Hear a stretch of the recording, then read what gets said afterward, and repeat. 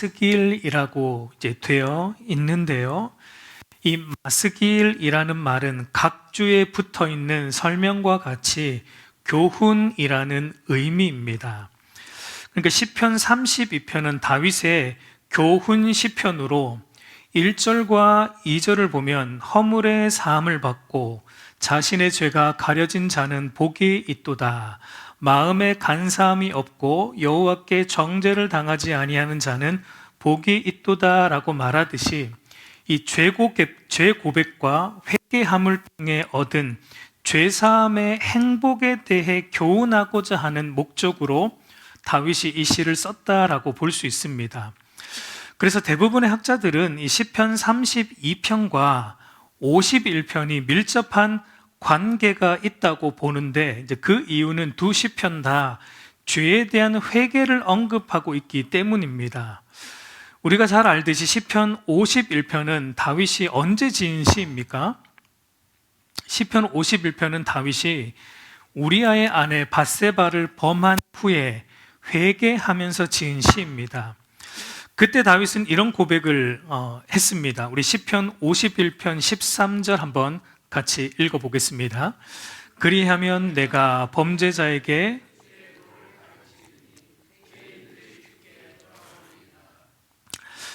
다윗은 그리하면 내가 범죄자에게 주의 도를 가르치리니 죄인들이 주께 돌아오리다 라고 말합니다. 이 그리하면이라는 말은 이제 앞에 있는 내용들을 받고 있죠. 근데 앞에 있는 내용들이 뭐냐면 다윗의 회개예요. 하나님께서 나의 죄를 용서해 주시고 주 앞에서 나를 쫓아내지 마시고, 그러니까 죄로 인해 깨어진 하나님과의 이 친밀한 관계를 다시 회복하여 주시고, 죄로 인해 상실되었던 이 구원의 기쁨과 또 자원하는 심령을 내 안에 회복해 주신다면, 이런 의미이죠. 그리하면 어떻게 하겠다라고 다윗이 다짐하고 있습니까? 그리하면 다윗 자신처럼 죄 가운데 있는 죄인들에게 다윗 자신이 경험했던 그러니까 잠시의 즐거움과 만족을 이기지 못하고 그 죄를 지음으로 가져온 그 죄의 비참함과 고통, 그리고 진실한 회개와 하나님의 용서하심을 통해 얻은 이 행복에 대해서 내가 가르치겠다라고 말하고 있는 것을 시편 51편에서 보게 되는데, 그 결과물이 바로 이 다윗의 마스길, 다윗의 교훈 시편인 32편이라고 우리가 생각해 볼 수 있습니다. 여러분, 우리가 잘 알지만 다윗이 범한 죄 중에 다윗이 많은 죄를 지었겠죠. 그러나 다윗이 범한 죄 중에 가장 큰 죄라고 할 수 있는 것은 이 밧세바 사건입니다. 근데 여러분, 그 엄청난 죄가 사실은 별것 아닌 죄로부터 시작되었다라는 것을 우리는 보게 됩니다. 이 밧세바 사건의 전조는 다윗이 왕으로서 전쟁을 나가야 됨에도 불구하고 전쟁을 나가지 않고 왕궁에 있는 것으로부터 시작되었다라는 것을 성경은 우리에게 말해줍니다. 우리 사무엘하 11장 1절 한번 같이 읽어보겠습니다. 그 해가 돌아와 왕들이 출전할 때가 되며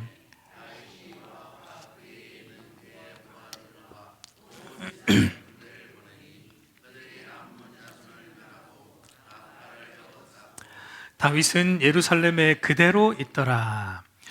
여기 성경을 보면은 왕궁에 남아있는 다윗과 그리고 전장에 싸우는 그의 군대를 대조하고 있는 것을 우리가 보게 됩니다. 그러면서 서두에서는 무슨 말을 하고 있습니까? 왕들이 출전할 때매라는 말을 덧붙이고 있는 것을 보게 되죠. 그러니까 성경이 지금 이 말을 덧붙임으로, 왕들이 출전할 때가 되매라는 말을 덧붙임으로 다윗 왕도 사실상 어디에 있어야 한다라는 것을 넌지시 말하고 있습니까? 다윗 왕도 사실상 있어야 되는 자리가 어디냐면 왕궁이 아니라 그의 부하들과 함께 전장에 나가서 이 암몬 족속, 이 유다의 대적인 암몬 족속과 싸우는 이 전장에 나가 있어야 되었다라는 것을 성경은 넌지시 말하고 있습니다. 그러니까 다윗이 왕궁에 있는 게 하나님의 뜻이었습니까? 뜻이 아니었다는 겁니까? 하나님의 뜻이 아니었다라는 것을 성경은 이런 표현들로 우리에게 말해주고 있어요. 여러분, 하나님의 뜻이 아닌 자리에 머물러 있으면 반드시 뭐가 들어오게 됩니까? 죄가 들어오게 되어 있습니다. 사무엘하 11장 2절을 보면 보세요. 저녁 때에 다윗이 그의 침상에서 일어나 왕궁 옥상에 거닐다가 그곳에서 보니 한 여인이 목욕을 하는데 심히 아름다워 보이는지라 라고 말합니다. 그러니까 여러분, 저녁 때 다윗이 침상에서 일어났다라고 이제 말하고 있는데, 낮에는 줄곧 어디에 있었어요? 다윗이 침상에 누워 있었던 거죠. 침상에 누워서 뭘 했는지 모르겠습니다. 빈둥빈둥 되었는지. 어쨌든 나태함의 표현이에요. 나태했다. 다윗이 해야 될 일을 하지 않고 침상에 누워서 나태해 있었다라는 것을 이제 성경이 표현합니다.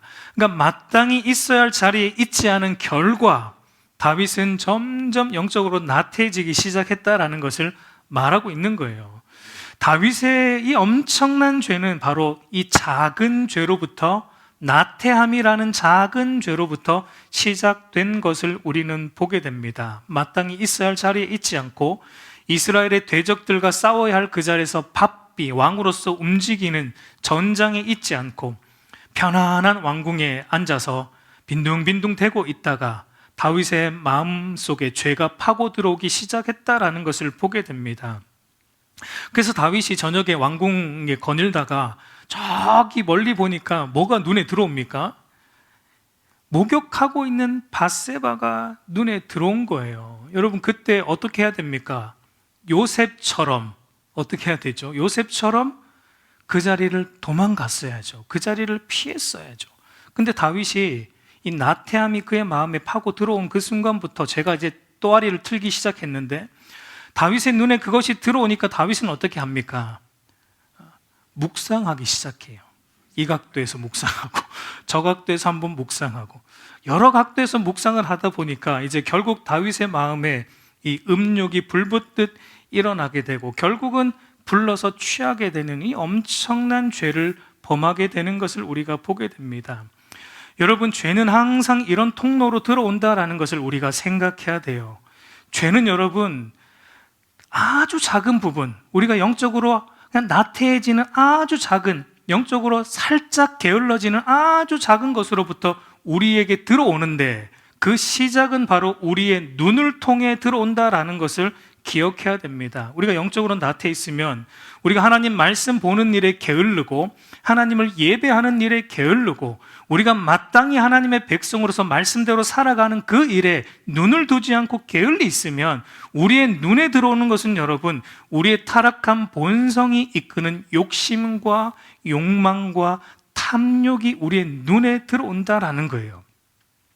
그때도 우리가 사실 깨어서 캐치하고 이게 아니다 싶어서 돌아서면 되는데, 이미 여러분 우리가 나태해져 있으면 거기에 잠식됩니다. 그 욕망과 욕심에 이끌린 대로 손을 뻗어서 취하게 되는 것을 우리는 경험하게 돼요. 결국 그래서 다윗이 밧세바를 취함으로 이 밧세바가 아이를 가지게 됩니다. 여러분, 그때라도 다윗은 어떻게 해야 됩니까? 돌이켜야죠. 회개하고 하나님 앞에 회개하고 돌이켜야 됐는데, 그때도 다윗은 그 죄를 덮고자 다윗은 또 어떻게 하냐면, 그 죄를 무마하고자 다윗은 전장에 있던 그 밧세바의 남편이 우리아 장군을 불러들이죠. 그래서 빨리 집으로 가라. 집으로 가서 기다리고 있는 아내와 그렇게 하룻밤 보내라 그랬는데, 여러분, 우리아 장군이 어떻게 합니까? 너무 충신이었어요. 우리아 장군이. 내가 어떻게, 다른 군인들은 이 전쟁을 하고 있는데 내가 어떻게 집에서 편히 쉴 수 있는가? 우리아 장군은 집으로 가지 않았습니다. 그러자 다윗의 계획이 무산되었죠. 이것을 통해서 밧세바의 임신을 자기를 통해서 안 된 것으로 무마시키려고 했는데, 다윗의 계획이 무산되자 또 다윗이 어떻게 합니까? 결국은 우리아 장군 편에 요압 장군에게 편지를 들려보냅니다. 어떤 편지입니까? 우리아를 제일 앞으로 사지로 몰아넣어서 우리아 장군이 죽게 하라라는 편지를 우리아 장군 손에 들려서 요압 장군에게 보내는 일을 합니다. 그래서 우리아가 죽게 됩니다. 그러자 다윗이 어떻게 하죠? 이때다 싶어 밧세바를 자기 아내로 맞아 마치 남편을 입은 잃은 그 여인을 자기가 구제하듯이 아내로 맞아서 범함으로, 취함으로 그 아이가 우리아 장군이 살아있을 때 불륜을 통해 가지게 된 아이가 아니라 마치 이제 정식으로 밧세바를 취함으로 얻은 아이인 양 다윗은 속이는 이 엄청난 죄를 짓고 있는 것을 우리는 알고 있습니다. 그러니까 여러분, 이처럼 죄는 꼬리에 꼬리를 무는 속성이 있다는 것을 우리가 알아야 됩니다. 간음죄를 감추기 위해 살인을 범했고, 그 모든 죄들을 감추기 위해 다윗은 계속 거짓을 행하며 더 악한 죄들을 행하고 있는 것을, 여러분, 죄는 덮으려 하면 할수록 또 다른 죄를 짓게 되고 더 큰 죄로 발전하게 된다는 것을 우리가 알아야 됩니다. 여러분, 죄는 하나의 죄로 절대 끝나지 않아요. 죄는 반드시 다른 죄를 낳습니다. 그것이 죄의 속성이에요. 그래서 성경은 여러분, 죄를 누룩으로 비유하죠. 적은 누룩이 반죽 전체를 부풀리듯이 그 사람이 처음에는 이 정도는 뭐 괜찮겠지, 이 정도는 괜찮겠지 했던 그 죄가 결국은 어떻게 됩니까? 우리의 신앙과 삶 전체를 잠식시킵니다. 우리의 삶 전체를 죄로 부풀리게 하는 것을 우리가 보게 된다라는 것입니다. 그러므로 여러분, 작은 죄라도 절대 간과해서는 안 됩니다. 이 정도는 괜찮겠지 하는 죄는 여러분 절대 없습니다. 이 정도는 괜찮겠지 하는 죄는 하나도 없어요. 어떤 것이라도, 죄라는 것은, 아주 작은 죄라도 죄라는 것은 하나님을 대적하는 것이고, 그 죄는 여러분 하나님으로부터 우리를 점점 멀어지게 만든다라는 것을 우리가 기억해야 됩니다. 그래서 사도 바울은 여러분 이렇게 말합니다. 데살로니가전서 5장 21절 22절 우리 같이 읽겠습니다. 범사에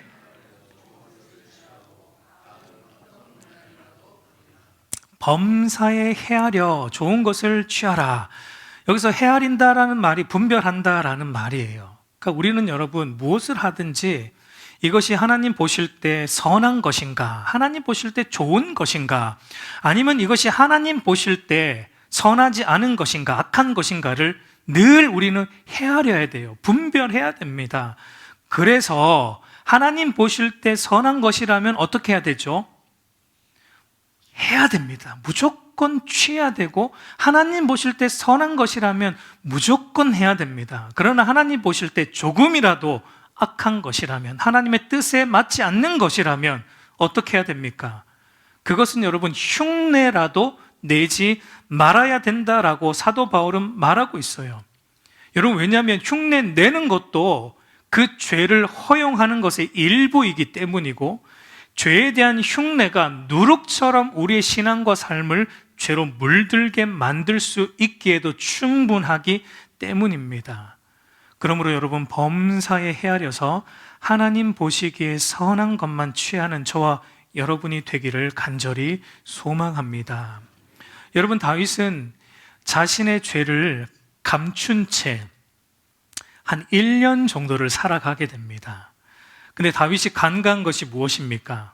사람은 속일 수 있어도 하나님은 속일 수 없다라는 겁니다. 사람에게 감출 수 있어도 하나님에게는 감출 수 없다라는 겁니다. 근데 여러분, 다윗이 몰랐을까요, 이것을? 다윗이 이것을 정말 몰랐을까요? 다윗이 이 사실을 모를 리가 없습니다. 여러분, 다윗은 늘 하나님 앞에서 살았던 사람이에요. 다윗이 이것을 몰랐을 리가 없어요. 근데 왜 다윗이 감춥니까? 이게 죄의 속성이에요. 죄는 우리의 눈을 가립니다. 죄는 우리의 눈을 가립니다. 그래서 마치 사람에게만 들키지 않으면 하나님도 모르실 것처럼 우리 스스로를 그렇게 합리화하고 속이는 게 우리 안에 있는 죄의 속성이기 때문입니다. 그래서 여러분, 그렇게 다윗이 1년 정도 자기 죄를 숨기며 살았지만, 다윗은 그 1년의 삶이 어떠했을까요? 다윗의 그 1년의 삶이, 내 죄에 대해서 아무도 모른다. 물론 아는 사람이 몇 명 있죠. 요압 장군도 알고 있고, 그 최측근도 알겠죠. 밧세바를 데려온 측근도 알겠죠. 다윗이 그 사람 입을 막았겠죠. 다윗이 어떻게 막았는지 모르겠습니다. 협박을 했는지, 어디 가서 발설하면 너희 가문 사족을 멸할 거야, 뭐 이렇게 다윗이 이렇게 협박을 했는지는 모르겠지만, 어쨌든 몇 명의 아는 사람들의 입은 막았겠죠. 절대 발설 못하게. 네 죄에 대해서 아는 사람이 이제 없다라고 생각하면서 1년 동안 살아가면서 다윗의 마음이 어땠을까요? 편했을까요? 아무도 이 죄에 대해서 아는 사람이 없다라고 감추며 살았을 때 다윗의 마음이 편했을까요? 여러분, 우리 믿는 신자는 절대 그럴 수 없죠. 다윗도 절대 편하지 않았습니다. 다윗이 그때를 회상하면서 이렇게 말합니다. 우리 3절 초두를 보면은 다윗은 내가 입을 열지 아니할 때라는 말을 하는데, 이 말은 1년 동안 이 죄에 대해 내가 입을 열지 않았을 때, 이 죄를 내가 감추며 살았을 때, 하나님 앞에 마치 내가 죄 없는 자처럼 입을 감추고 입을 닫고 침묵했을 때, 내가 이 죄에 대해 회개하지 않고 살았을 때라는 의미입니다. 그렇게 살았던 1년의 세월이 다윗에게는 어떠했는가? 우리 3절, 4절 같이 한번 읽어 보겠습니다. 내가 입을 열지 아니할 때 종일 신음함으로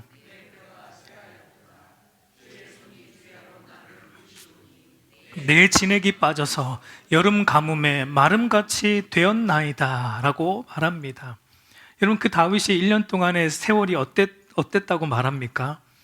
다윗의 마음이 종일 신음하고 있어요. 다윗의 마음 속에서는 그 죄에 대한 어떤 그 가책과 죄책의 무게가 다윗의 마음을 짓누르고 있었고, 그로 인해서 다윗의 육체는 어땠습니까? 뼈가 쇠할 정도의 어떤 육체적인 고통도 그에게 동반되었다라는 것을 말하고 있습니다. 그게 어느 정도였냐면 마치 여름 가뭄에 땅이 바짝바짝 마르듯이 다윗의 영혼과 육체가 바짝바짝 메말라가는 그런 고통이 그 1년의 삶 속에서 다윗이 경험했다라는 거예요. 여러분, 이와 같은 죄책에 대한 무게와 이 죄책의 고통은 오로지 거듭난 신자만 느낄 수 있는 것입니다. 여러분, 죽은 시체 위에 아무리 무거운 돌을 올려놓아 보세요. 죽은 시체가 무겁다 이렇게 반응합니까? 죽은 시체 위에 아무리 무거운 바위를 올려놔도 야, 무겁다 좀 내려달라 이런 말을 합니까? 안 하죠. 왜냐하면 죽었기 때문에, 아무런 감각이 없기 때문에. 영적으로 죽어있는 사람들, 거듭나지 않은 자들에게는 이와 같아요. 아무리 큰 죄를 지어도 약간의 죄책은 느낄 수 있어도 이 죄책의 어떤 큰 중함과 무게는 여러분, 거듭나지 않은 사람들은 느끼지 못합니다. 물론 거듭나지 않은 일반 자연인들도 양심이 있어요. 양심이 있기 때문에 일정한 정도의 가책과 죄책을 느낍니다. 그런데 여러분, 보통의 사람들을 보면은 다른 사람들에게 드러나지 않는 죄에 대해서는 보통 어때요? 별로 가책이 없죠. 별로 무덤덤한 편이죠. 다른 사람들이 모르면은 무덤덤한 편이죠. 다른 사람들이 알게 되면은 거기에 대해서는 조금 양심의 가책을 느끼고 부끄러움도 느끼지만, 아무도 모르는 죄라면 별로 가책도 없고 그것에 대한 부끄러움도 못 느낍니다. 그러나 여러분, 우리 믿는 그리스도인, 영적으로 거듭난 신자는 어떻습니까? 사람들이 알든 모르든 그 죄가 크든 작든 상관없이 죄를 짓고 나면 어때요? 오늘도 지으셨죠? 안 지으신 줄 믿습니다. 근데 여러분, 죄를 짓고 나면 어때요, 우리는? 그 죄의 어떤 그 죄책에 대한 고통과 그 죄의 짐이 짓누르는 무게가 우리의 심령과 육체를 짓누르는 것을 믿는 그리스도인들은 여러분, 당연히 경험하게 되는 것입니다. 여러분, 그 순간에 우리도 여러분, 그 순간에 잠시의 즐거움과 잠시의 만족을 이기지 못해서 우리가 그 죄를 모르고 짓습니까? 여러분, 솔직히 말하면 그게 죄인지 모르고 짓습니까? 아니에요. 우리도 사실은 그게 죄인지 알고도 지어요. 왜 짓냐면, 근데 그 잠시 그 죄가 주는 기쁨과 즐거움을 우리가 이기지 못해요. 못할 때가 있어요. 그만큼 우리는 연약한 자들이죠. 잠시 죄가 주는 그 기쁨과 즐거움을 우리가 이기지 못해서 그 죄에 순간적으로 넘어가서 죄를 범하게 되고, 그로 인해 잠시의 만족은 있어요. 잠시의 죄가 주는 기쁨이 있고 쾌락이 있죠. 그렇지만 이내 우리 안에 찾아오는 것이 무엇입니까? 우리의 심령을 그 죄의 책이, 죄책감이 우리를 짓누르는 것을 우리는 경험하게 돼요. 그 죄책이 우리를 짓눌러서 이 죄책감에 어찌할 바를 모르는 그런 상황으로 우리를 인도하는 것을 저와 여러분은 경험합니다. 간단한 예를 들면 여러분, 우리가 주일을 나올 수 있음에도 불구하고, 특별한 이유가 없음에도 불구하고 주일을 그냥 오늘 하루 쉬자고 안 나오면 그 하루가 여러분 편합니까? 그러고 그래 오늘 그냥 꽃구경이나 가자 하고 갔다 오면 꽃구경 너무 좋다.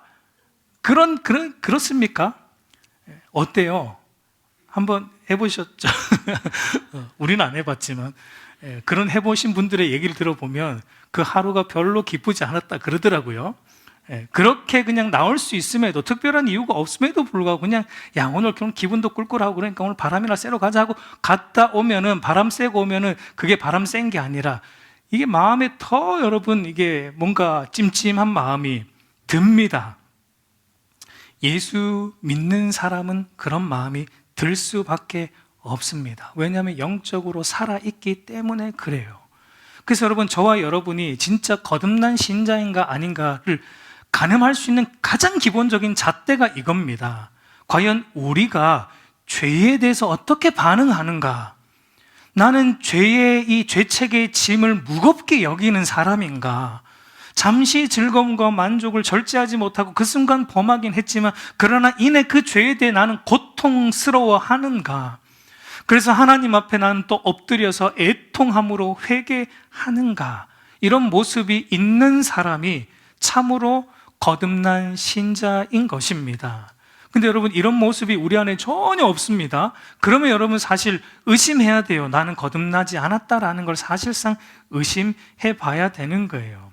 그래서 여러분, 다윗은 신자가 이 죄책의 짐으로 인해 고통스러워하는 것은 죄를 자복하지 않음으로 오는 이 죄책의 어떤 갈등과 고통은 결국은 영적으로 살아있다라는 것으로 하나님의 손에 붙들려 있는 것의 증거임을 다윗도 이렇게 말하고 있어요. 우리 4절을 보면은 다윗은 주의 손이 주야로 나를 누르시오니, 그러니까 이 죄책의 고통이 지금 누구로부터 오고 있다라고 말하고 있어요.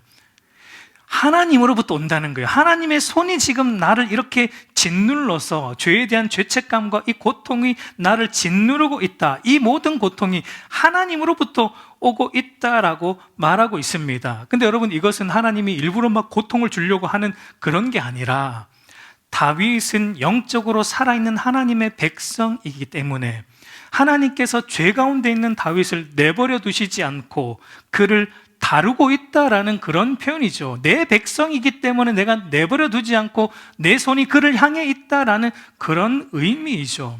왜냐하면 여러분, 하나님은 죄를 미워하시고 죄를 심판하시는 거룩하신 분이기 때문에 그의 백성들도 어떻게 되기를 원하십니까?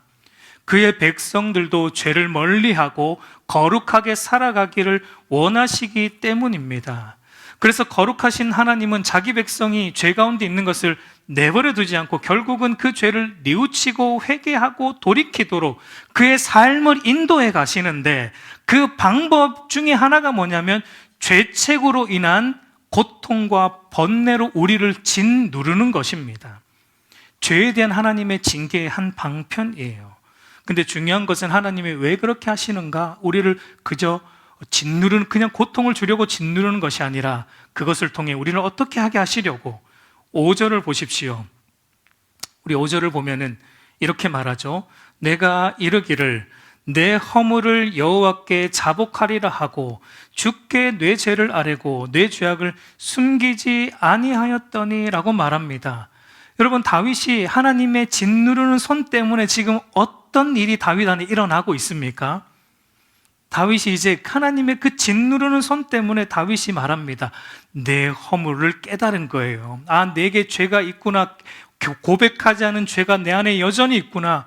하나님이 깨닫게 해주신 거예요. 그래서 내 허물을 이제 내가 하나님 앞에 자복하리라는 그 마음을 품고 하나님 앞에 나아가 죄를 아뢰고 그 죄악을 숨기지 아니하고 이제 하나님 앞에 꺼내어 놓으며 하나님 앞에 회개하는 일이 일어나고 있는 것을 우리가 보게 됩니다. 이것이 여러분 하나님의 짓누르는 손이 우리 안에 만들어내시는 일이에요.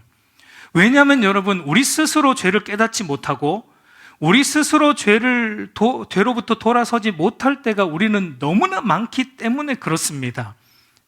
그래서 하나님은 그 죄를 깨닫고 그 죄로 돌아서게 하고자 그 죄 가운데 있을 때 우리의 영육간에 사실은 고통과 번뇌를 계속해서 주신다라는 것을 말하고 있습니다.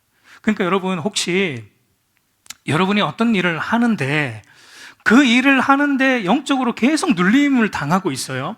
어떤 일을 내가 하고 있는데 그 일을 하면은 내가 영적으로 뭔가 이렇게 눌리고 육체적으로도 어떤 고통스러운 일이 일어난다면 그거는 여러분 무슨 생각을 해봐야 됩니까? 이 일은 하나님이 기뻐하지 않는 일이구나라는 것을 우리가 고려해봐야 됩니다. 이게 뭐 그냥 그런 거겠지 하고 계속 하면 안 돼요. 어떤 일을 함에 있어서 영적으로 계속 뭔가 눌림이 오고 영적으로 어떤 번뇌가 오고 고통이 오고 그로 인해서 육체적인 어떤 고통까지 동반이 된다라 그런다면 그것은 여러분 하나님이 기뻐하는 일이 아니구나라는 점을 우리가 고려하면서 유심히 돌아볼 필요가 있다라는 것입니다. 그래서 하나님은 죄책으로 인한 영육간의 고통을 통해 우리로 하여금 죄를 깨닫게 하시고 그 죄로부터 돌아서게 하시기 때문에 하나님의 이 짓누르는 손은 결국 우리에게는 유익을 준다라는 점을 우리는 생각해야 돼요. 여러분, 히브리서 12장 10절과 11절 한번 같이 읽어볼까요? 그들은 잠시 자기의 뜻대로 우리를 징계하였거니와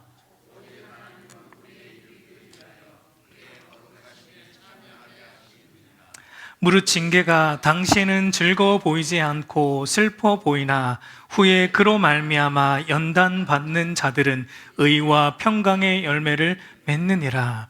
여러분, 하나님의 징계의 손길, 그 하나님의 짓누르는 손이 그 당시에는 우리에게 고통스럽고 그 당시에는 여러분 아플 수 있어요. 그러나 결국 하나님이 하시는 일이라면 그 결과는 무엇입니까? 우리를 거룩하게 만들어가는 것이고 죄로부터 돌아서게 하는 것이고 그래서 저와 여러분의 삶에 의와 평강의 열매를 맺게 하는 것이기 때문에 유익하다라는 것을 히브리서 기자도 말하고 있습니다. 여러분, 그러면 그 하나님의 손에 의해 우리가 죄를 자복하고 회개하면 하나님은 어떻게 해주십니까? 우리 5절 말미를 보면은 곧 주께서 내 죄악을 사하셨나이다 라고 말하듯이 여러분, 하나님은 우리가 죄를 깨닫고 돌이키기만 하면, 회개하기만 하면 하나님은 어떻게 하신다고요? 곧이 중요합니다. 즉시라는 말이죠. 하나님은 우리가 회개하기만 하면 그 즉시 그 모든 죄를 용서해 주실 뿐만 아니라 우리 안에 짓눌렸던 죄책으로부터 자유롭게 해 주신다라고 말하고 있는 거예요. 여러분, 실제로 나단 선지자가 다윗을 찾아와서 죄를 지적했죠. 그 나쁜 인간이 당신이다라고 지적했을 때 다윗이 어떻게 합니까? 내가 죄를 지었습니다라고 즉시 고백하죠. 그때 하나님 뭐라고 말합니까? 우리 사무엘하 12장 13절을 보면 다윗이 나단에게 이르되 내가 여호와께 죄를 범하였노라 하매 나단이 다윗에게 말하되 여호와께서도 당신의 죄를 사하셨나니 당신이 죽지 아니하려니와 라고 말합니다. 다윗이 나단 선지자의 책망을 듣고 내가 죄를 지었습니다라고 고백했을 때 하나님은 돌아보지도 않고 그 즉시 하나님께서도 다윗의 죄를 사하여 주셨다라는 것을 보게 됩니다.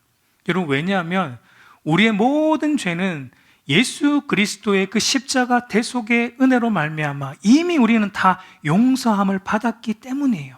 우리의 과거, 현재, 미래의 죄까지 사실상 우리는 그리스도 안에서 이미 다 용서받은 자이기 때문입니다. 그래서 하나님은 우리가 회개하기만 하면 그 즉시 오케이, 용서해 줄게, 그리스도 때문에 내가 다 용서해 줄게, 다 회복해 줄게 라고 하나님은 즉시 반응하신다라는 겁니다.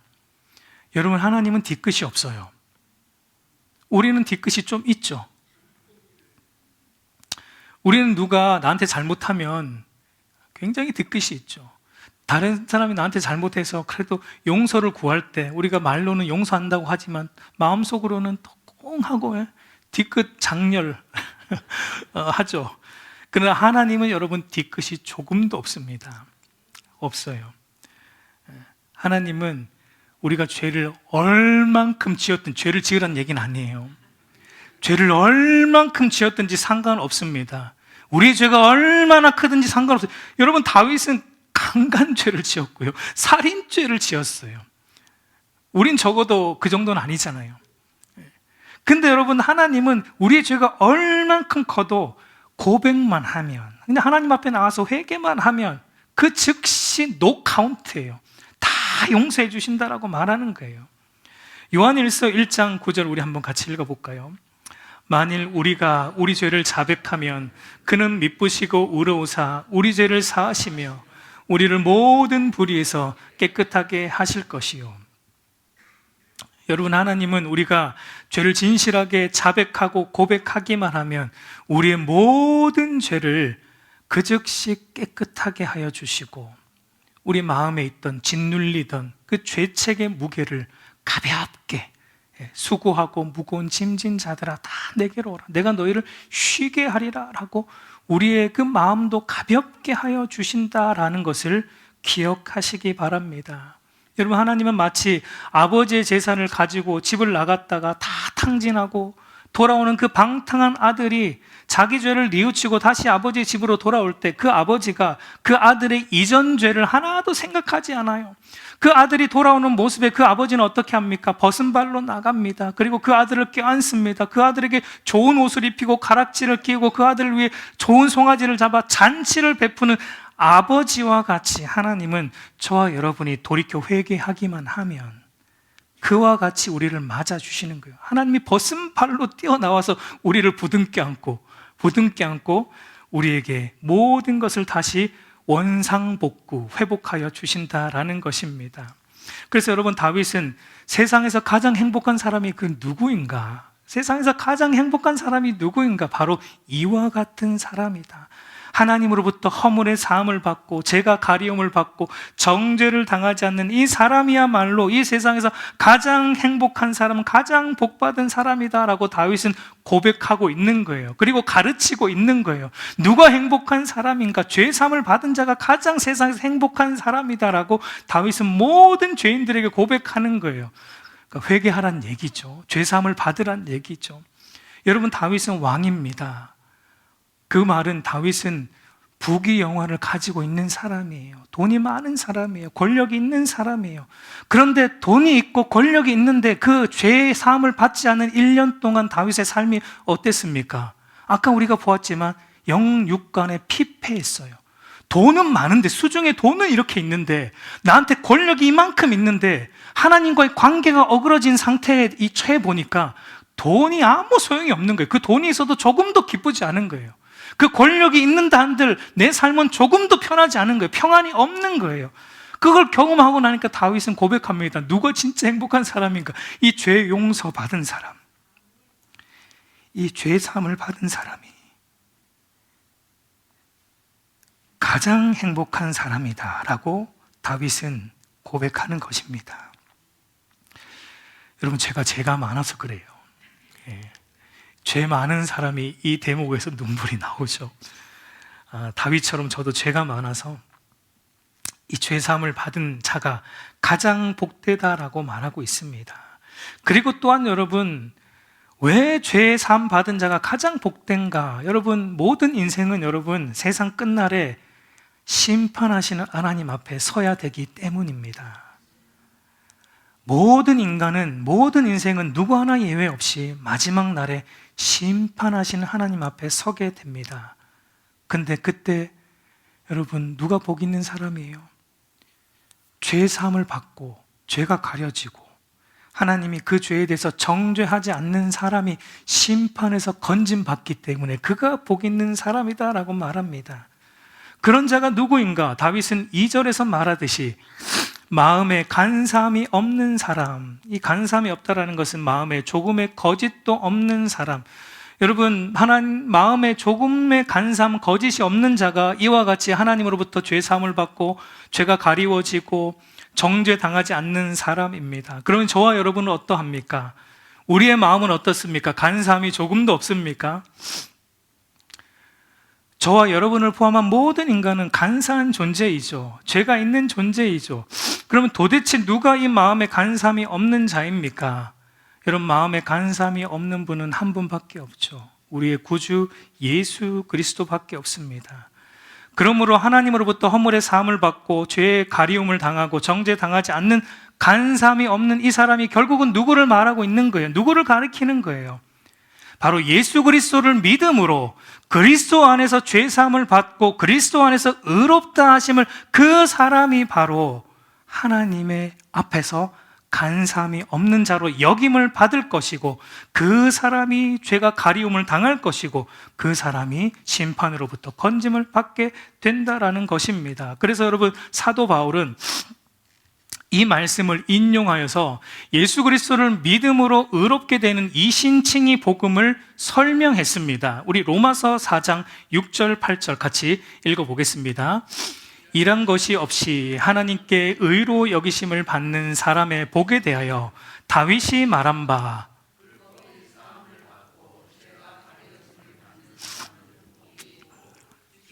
그 죄를 인정하지 아니하실 사람은 복이 있도다 함과 같으니라. 여러분, 사도 바울은 이 시편 32편이 이런 것이 없이 하나님께 의로 여김을 받는 사람의 복에 대해서 다윗이 썼다라고 말합니다. 그러니까 우리의 행위가 아니라 예수 그리스도를 믿는 믿음으로 죄사함을 받을 뿐만 아니라 의롭다 하심을 얻는 이신칭의의 복음에 대해 다윗이 썼다라고 말하고 있는 거죠. 그러므로 여러분, 이 세상에서 가장 복 있는 사람은 예수 그리스도를 믿음으로 죄사함을 받고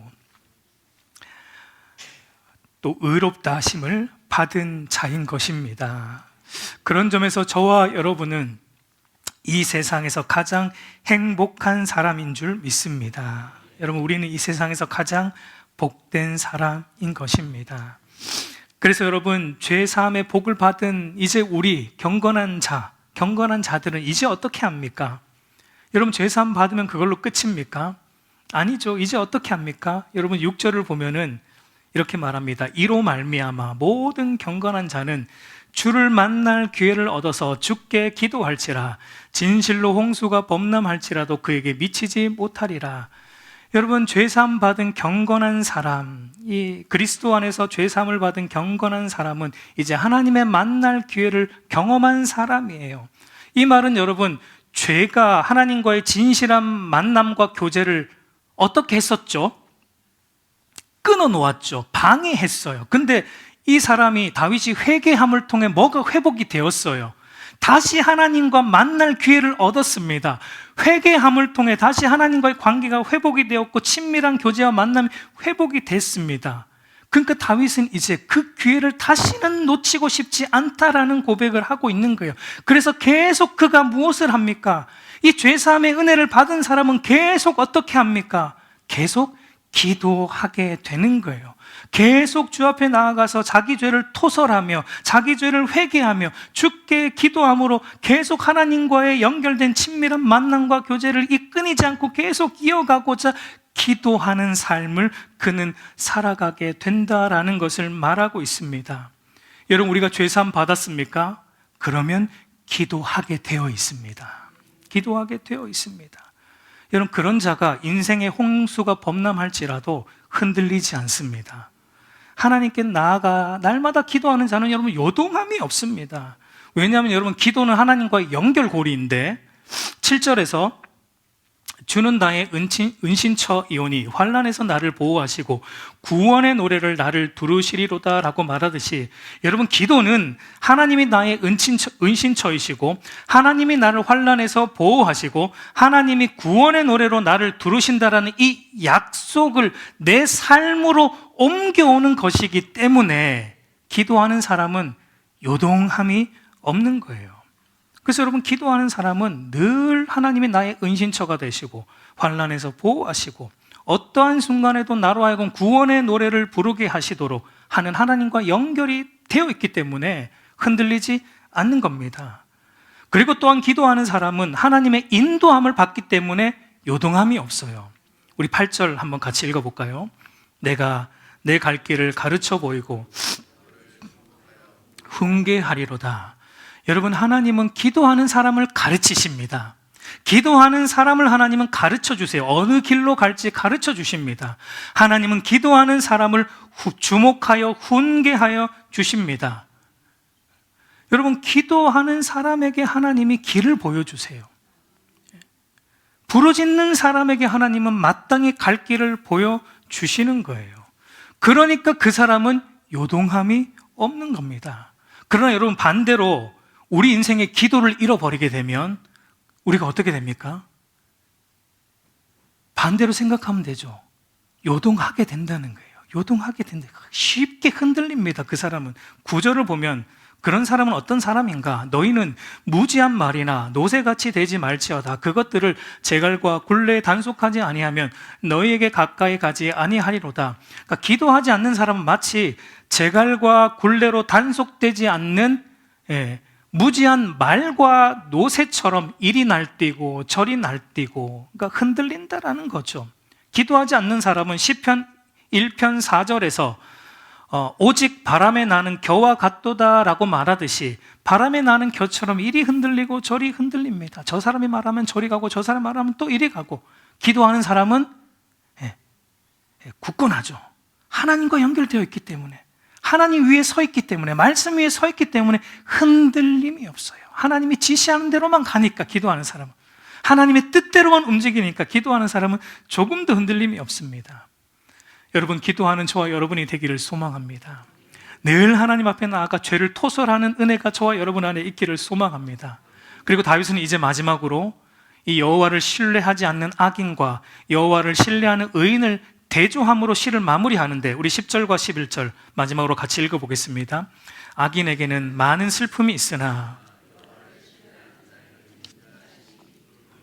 너희 의인들아 여호와를 기뻐하며 즐거워할지어다. 마음이 정직한 너희들아 다 즐거이 외칠지어다. 여러분, 악인에게는 뭐가 많이 있어요? 슬픔이 많이 있어요. 그 이유는 그들은 인생을 바르게 인도하시는 여호와를 신뢰하지 않기 때문입니다. 그러니까 여기서 말하는 슬픔은 단순히 그냥 우리가 말하는 웃고 있는 호호하하 이런 삶이 없다는 얘기가 아니에요. 그들의 인생은 하나님의 인도함을 따르지 않는 것이기 때문에 결국은 그들의 삶에 맺히는 열매는 쓴 열매, 슬픔의 열매가 그들의 삶에는 결국은 맺히게 된다는 겁니다. 그러나 여호와를 신뢰하는 의인, 여호와를 신뢰하는 의인에게는 하나님의 인자하심이 그를 두르고 있기 때문에, 하나님의 변함없는 언약적 사랑이 그를 둘러 진치고 있기 때문에 그에게는 결국은 많은 기쁨과 즐거움이 있습니다. 그래서 다윗은 즐거워하라, 기뻐하라 이런 말을 3번이나 반복하죠. 그의 인생에는, 왜냐하면 기쁨과 즐거움이 넘치기 때문입니다. 왜냐하면 하나님이 그를 인도하고 가고 있기 때문이에요. 여러분, 이제 말씀을 맺고자 합니다. 참으로 복 있는 사람은 예수 그리스도 안에서 죄사함의 은혜와 의롭다 하심의 은혜를 입은 자로서 자기 죄를 인정하는 사람입니다. 그리고 그 죄를 날마다 하나님 앞에 감추지 않고 하나님 앞에 나아가서 토설하는 자입니다. 그리고 회개하는 자입니다.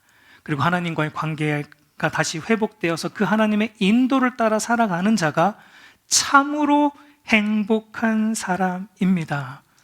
여러분, 저와 여러분이 그런 행복한 자들이 되기를 간절히 소망합니다. 그저 세상이 말하는 그 행복 말고요, 진짜 행복, 이 진짜 행복을 저와 여러분이 맛보는 은혜가 있기를 우리 주님의 이름으로 축복합니다.